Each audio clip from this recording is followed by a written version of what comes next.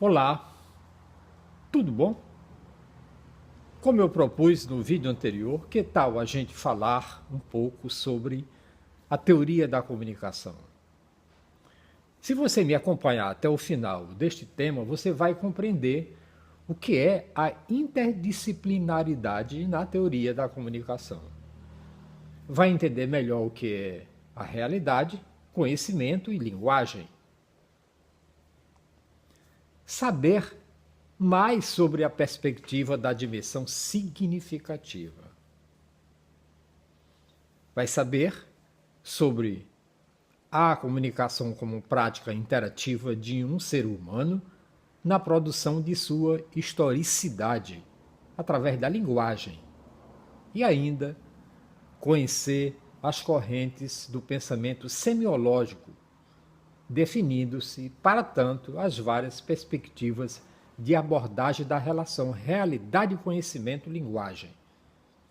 E, finalmente, você vai poder refletir sobre o fenômeno da comunicação através do conhecimento das técnicas e habilidades da teoria de comunicação e a sua interface com o mercado de trabalho e a sua realidade contemporânea.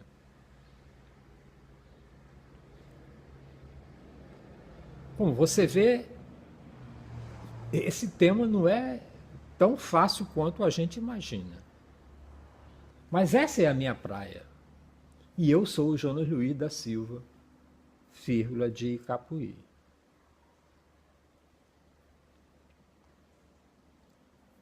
Para começar a nossa conversa, vou me socorrer a Domenico de Masi, que no seu livro Criatividade e Grupos Criativos assevera que o homem descobriu a imperfeição e inventou a palavra.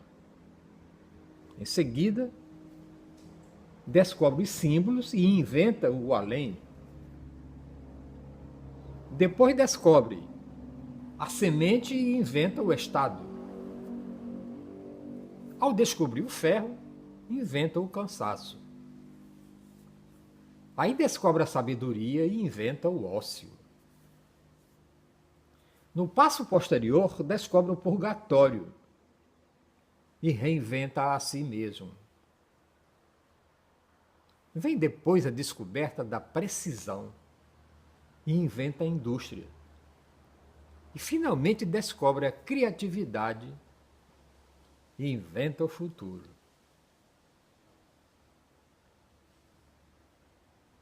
Você sabe, você já ouviu falar muito, e que a pré-história da comunicação pode ter sido inaugurada 45 milênios antes de Cristo, quando o chamado homem de Neandertal legou para a posteridade um entalhe num dente de mamute. Só depois de 42 outros milênios, o homem começou a escrever pictograficamente quando os sumérios, por volta do ano 3500 da mesma era, registraram mensagens em forma de figuras sobre tábuas de argila. Podemos dizer que os primeiros profissionais da comunicação parecem ter sido os escribas egípcios, que um milênio depois, em 2600 depois de Cristo, antes de Cristo, passaram a ser empregados para o fim específico do seu ofício.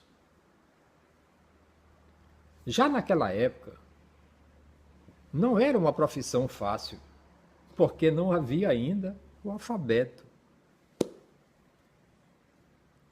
Os fenícios deram grande passo em direção a esta sistematização, que pode ser considerada a primeira revolução da comunicação. Como você sabe, eles inventaram o alfabeto pictórico em 1500 a.C.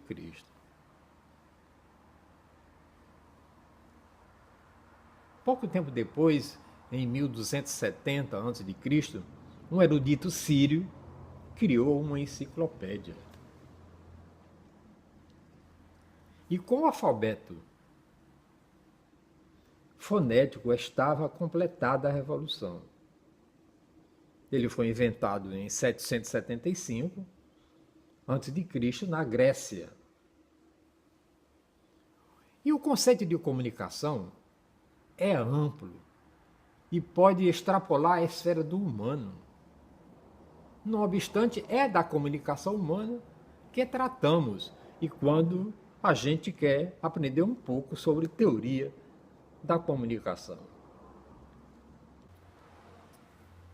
E sob o ponto de vista da semiótica, poderíamos dizer que um processo comunicativo ocorre quando um emissor elabora um objeto, que será representado por um signo capaz de gerar um interpretante na mente do receptor, o intérprete. Seria interessante lembrar que ele elabora um objeto de comunicação, que este objeto de uma semiose será representado por algum meio e de alguma forma e, finalmente, deverá gerar um processo interpretante na mente do intérprete. Como você vê, essa conversa não é tão fácil quanto pode aparecer à primeira vista. É por isso que você precisa prestar atenção aos detalhes. Se não entendeu, volte o vídeo e reveja novamente. Por quê? Amanhã nós vamos ampliar um pouco essa nossa conversa sobre o conceito de comunicação, para você compreender melhor o mundo em que estamos vivendo. E eu sou Jonas Luiz da Silva, de Capuí. Obrigado e até amanhã.